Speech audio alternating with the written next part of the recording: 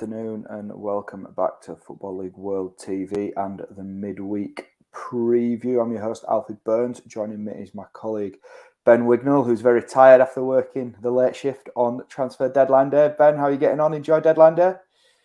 Yeah, it was a very hectic one from a personal standpoint. Disappointed that PNE weren't involved in the action. It was definitely a different one to 12 months ago. Ben Davies leaving, about 3 or 4 players coming in, but covering the rest of the EFL news, it was definitely a hectic one. Went right up to 11 p.m. midnight. It was some very interesting deals. No more so at Sunderland with all the. I'm sure you saw the YouTube and Twitter stuff with Jermaine Defoe. Very hilarious to keep track on, but we've got a lot of matches, a few matches to talk about, haven't we? Moving away from transfer stuff. Yeah, absolutely. Moving away from the transfer window now and onto the midweek preview. Just a note that we are streaming across Facebook, YouTube, and Twitter this afternoon. So if you're joining us, get involved in the comments. Let us know if you get into a game, your score prediction, or any predictions on the games that we're covering. We're just going to fire through 6 fixtures from across the Championship, League One, and League Two this afternoon, and we're going to kick things off as we usually do with the Championship. First game we're going to look at then is tonight's clash between Millwall and your team, Preston North End. Millwall sitting 15th in the table and Preston just above them in 13th, heading into the midweek round of fixtures. We'll start with Millwall. Decent win at the weekend against West Brom, and more than a decent win really against a side that's been sat in the playoffs for a lot of the season. What were your thoughts on that result, first of all, Ben? I think it was a pretty good result, yeah, but obviously West Brom aren't, in the best of shapes right now. They lost January signing Daryl Dart, didn't they, to an injury, and me personally seeing West Brom playing in midweek against PNE, they didn't look anywhere near like a team that were kind of, battling for a playoff place or automatic promotion. They were really poor that night, and it seems like they kind of carried on that poor performance, even with a, more of a focal point up front in Andy Carroll. Swapped him in for Matt Phillips, and that didn't really seem to work. They are in a bit of a slump, West Brom, at the minute, so Millwall probably caught them at the right time, but it's probably testament to Millwall with the injuries they've got. Orjo and Bradshaw both out with long-term injuries. Jed Wallace wasn't back in the squad, so to get a result, albeit over a beleaguered West Brom side, I think it was a good result on the night for Millwall. I think tonight might be a little bit tougher against a team who are in half decent form, but if Jed Wallace is back, which he could very well be, I think that'll boost the chances considerably.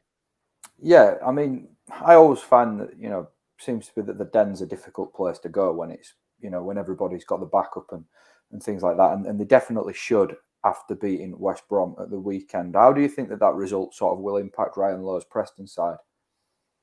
I think we'll definitely have a little bit of momentum going into that. It was a kind of chalk and cheese performance from the West Brom game. We pretty much dominated West Brom, not from start to finish, but from around half an hour onwards in the midweek game. And against Bristol City, they kind of overran us, surprisingly. The likes of Masengo, who's probably the best player I've seen at Deepdale for a long time, he kind of overran North End's midfield. And since Ryan Lowe's been at the club, that's not really happened. Obviously, Daniel Johnson's with the Jamaican national team at the minute. This is his, I think, the 3rd game he'll be missing, in the last one, I think, before he comes back.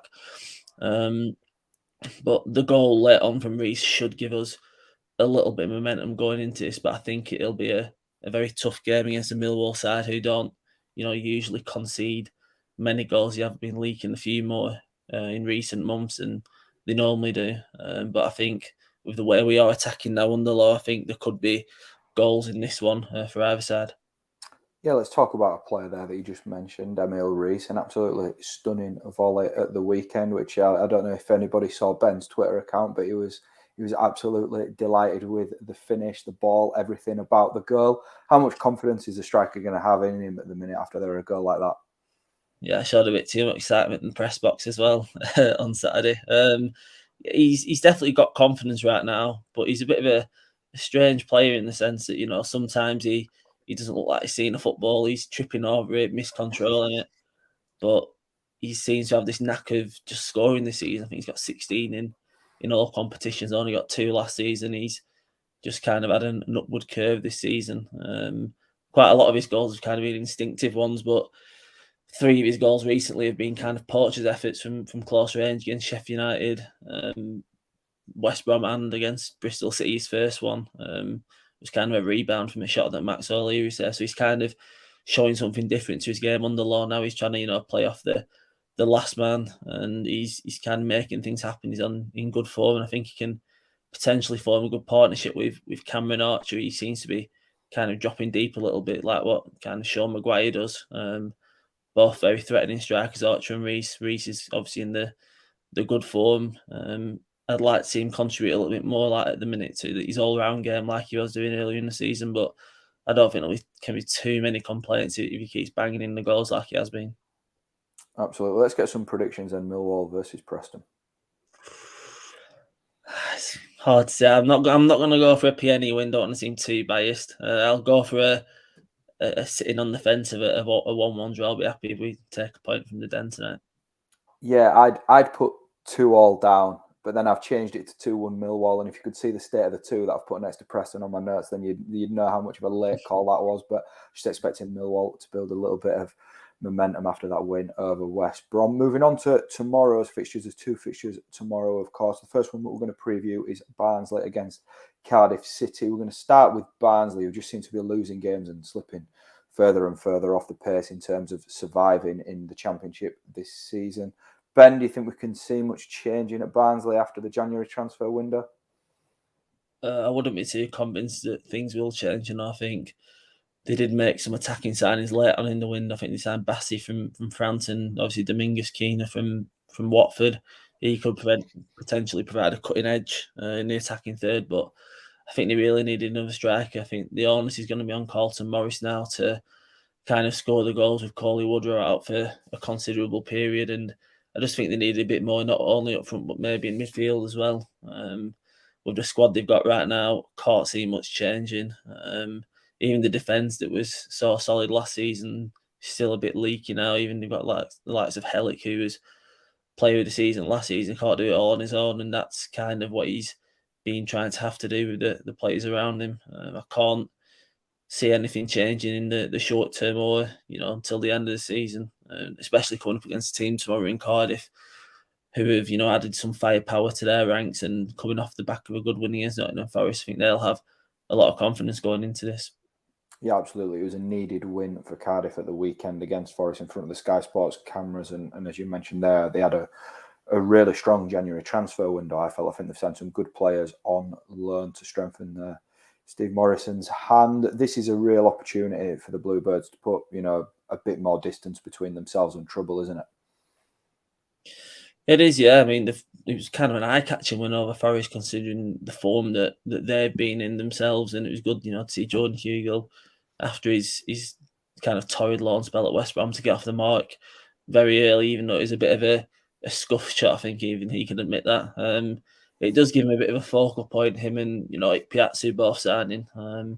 Kiefer Moore's presence is going to be a miss, even if he only scored 5 goals this season. But I think both Hugill and Piazzu can give the likes of Isaac Davis and Ruben Colwill, who are breaking through as young, kind of more technically gifted players, the chance to kind of feed off them, and they should get the chance to play alongside these kind of target men who can bring them into the game. And I think the second half of the season could be a good one for Cardiff. I think them and Hull, who are around the kind of relegation. I know Cardiff are a little bit behind Hull at the minute, but I think both them teams have added some really decent players. I think they could have potentially added one more in defence, perhaps Cardiff. But the likes of Doyle and Cody Drama coming in as well, I think that's some really good January business, and I think they can kick on from here.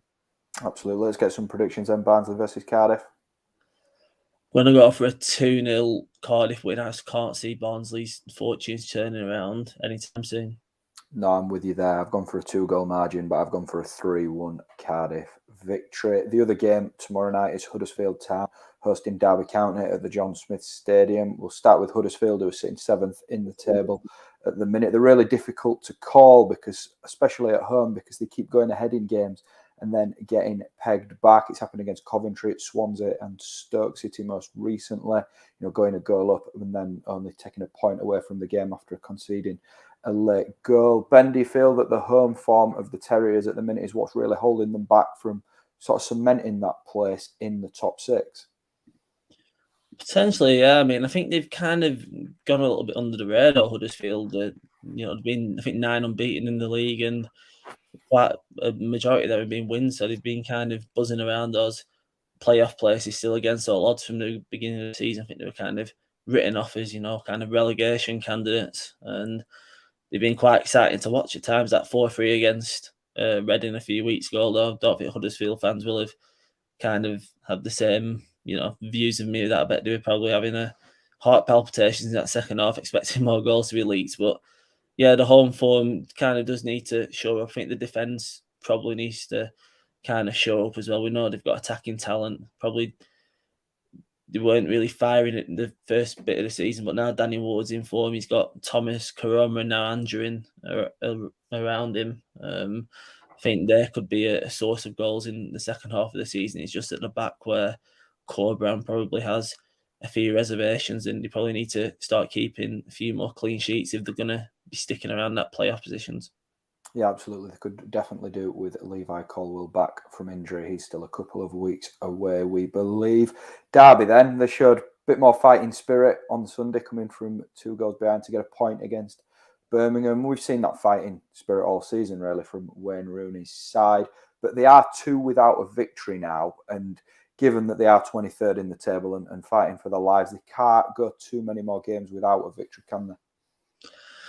No, they can't. I think every game is pretty much a must win at the minute for Derby. I think they showed kind of a never say die spirit on Sunday against Birmingham, even though I think it's quite questionable that the equaliser should have been given with an offside and a high beat. But I guess we can kind of let them off with the circumstances they're in at the minute. I think if they keep the squad fit between now and the end of the season, obviously you expect with the games coming thick and fast, that injuries will probably play a part. But if they kind of keep that whole squad fit, I know it's quite threadbare, but I think they've got a good chance of surviving. I'm not convinced with Peterborough's transfer business this month. So I think they're definitely a team they can overtake in the coming weeks. Whether they can catch up with the other teams outside the relegation zone remains to be seen. But I'm quite confident in Wayne Rooney to get some big results in the coming weeks. Not sure they'll win here considering Huddersfield's recent form, but I'd definitely back them to get at least a point with the way they're playing. Yeah, and I think it's going to help Derby that the speculation around Rooney to Everton has been put to bed now with Lampard getting appointed at Goodison Park. Let's get predictions then. Huddersfield versus Derby. I'm going to go with a 1-1 draw like I did with PNE Millwall. I know it's not very imaginative, but I just think that, with the momentum Derby has, I think they can go back down tomorrow night with a point. Yeah, I've gone 1-1 as well, just in keeping with how Huddersfield's home form has been going recently. Right, we'll get stuck into League One next.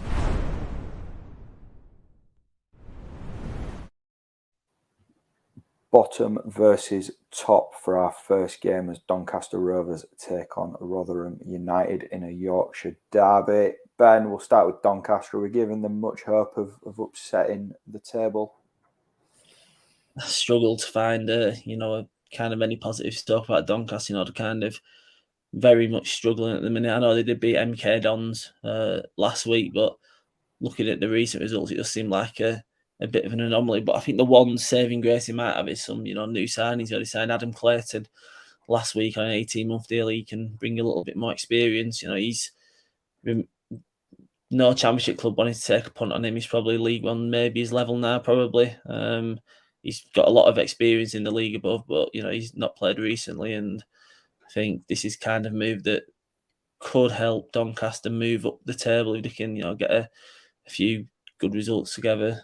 It's up front where I'm worried about him. They've signed obviously Odebeko from West Ham, who was at Huddersfield earlier in the season, but he didn't really, get much game time. Also, Rio Griffiths from Leon, the ex-Tottenham lad. That's 2 strikers who've not got much of it all senior experience, and putting your hopes on them as well as Fajiri Okunabire.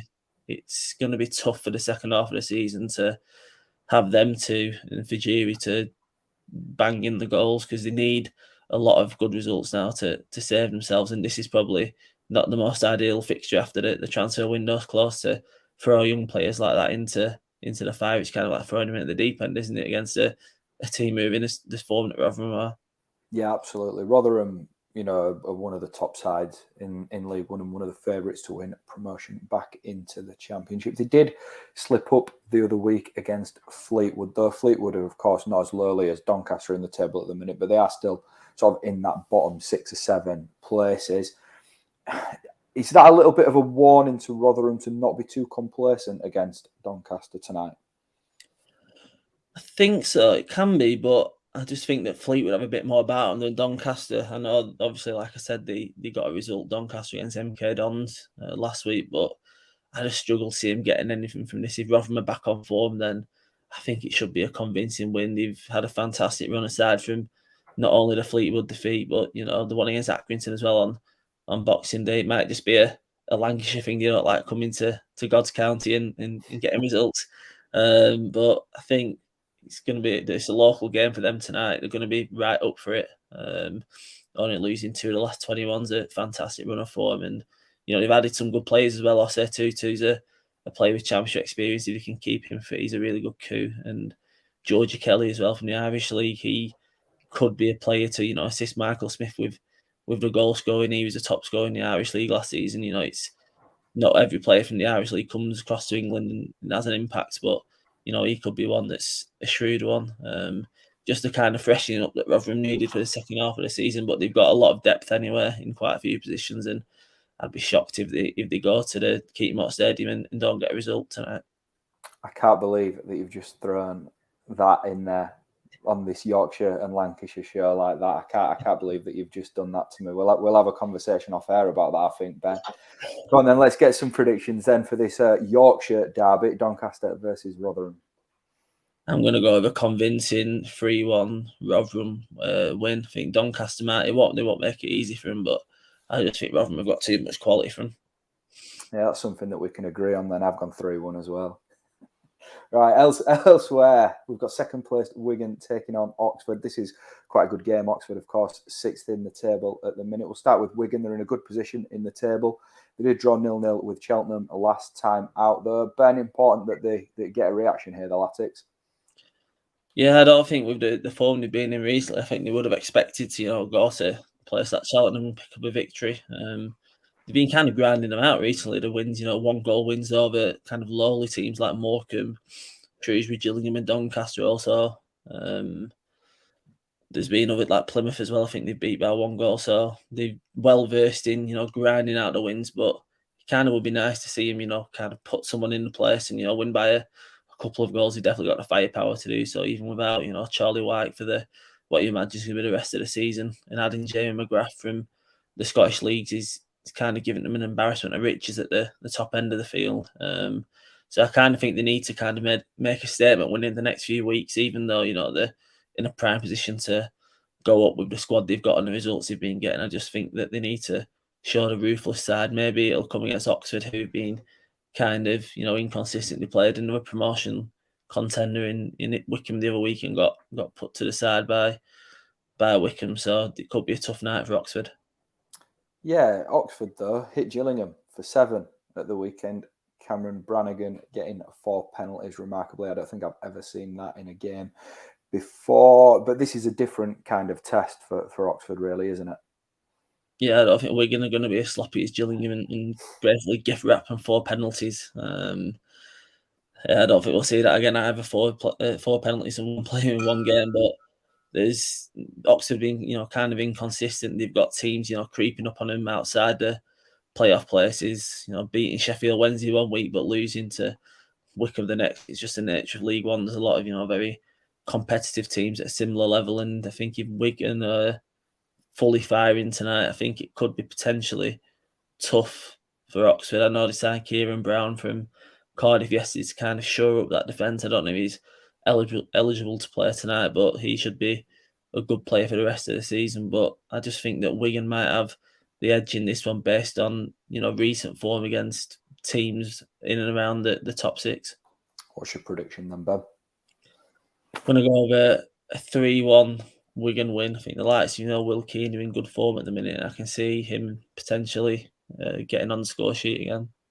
Yeah, I just fancy Oxford to carry over a little bit of momentum, having hit 7 at the weekend. I've gone for a 2-2 draw, which I think that both will probably take, given given that they are top 6 rivals. Right, next up, we're going to dive briefly down into League Two.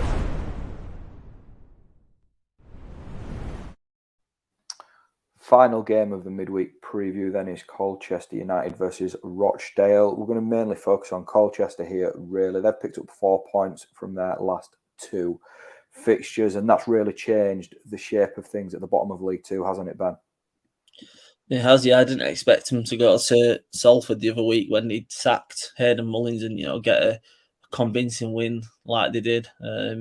Very interesting when a manager, departs like that. And they've got obviously Wayne Browning, who was a Colchester defender in the 2000s. He was managing Malden and Tiptree in the non-league, and they've kind of temporarily brought him in, and he's seemed to have got the players on the right path again. 4 points in 2 games. So I think they can, put a run together with the playing for him. They made some not so much eye-catching late additions, but I think John Akindi coming in is a bit of an interesting one. They let Frank Noble out on loan to Leyton Orient, and Akindi's kind of, I think, his replacement. He can, provide a focal point at the top end of the pitch if he's still got it. I know he's scored quite a few in League One and League Two in the past, but I think that's an interesting signing as, a target man who can, have players like Freddie Sears feed off around him. And, it'll be a tough game against Rochdale, who probably didn't expect to be down there at the start of the season after, being relegated from League One. They've got some pretty exciting players for League Two, but they've been as inconsistent as each other, these 2 teams this season. And, Colchester will be hoping to carry on that half decent recent form. Yeah, I mean, Rochdale have got some good players, as you mentioned there, but this is definitely a winnable fixture for Colchester, and a chance for them to move 10 points clear of the bottom 2 in League Two, and that'd be huge for them, wouldn't it? It would, yeah. I mean, I think down at the bottom, you've obviously got Oldham, who are in pretty much disarray, and you can never back against John Sheridan going to a team like Oldham where he's loved and trying to turn that around. And obviously Scunthorpe are in kind of poor form down there at the minute. So this is a chance for Colchester to really move ahead of them 2 teams and almost kind of condemn them. There's not so much relegation in February, but it's going to be a tough ask for them to get out of it if Colchester do win against Rochdale tonight. Come on then, Ben, let's have your prediction. I'm going to go with a narrow 2-1 win for Colchester, just because they've got, the momentum from Wayne Brown coming in temporarily. Could be a good chance for him to get another win under his belt and potentially get that job full time. Yeah, I've gone with you there as well. I've gone 2-1 as well. I fancy Colchester for a narrow victory down in the bottom of League Two.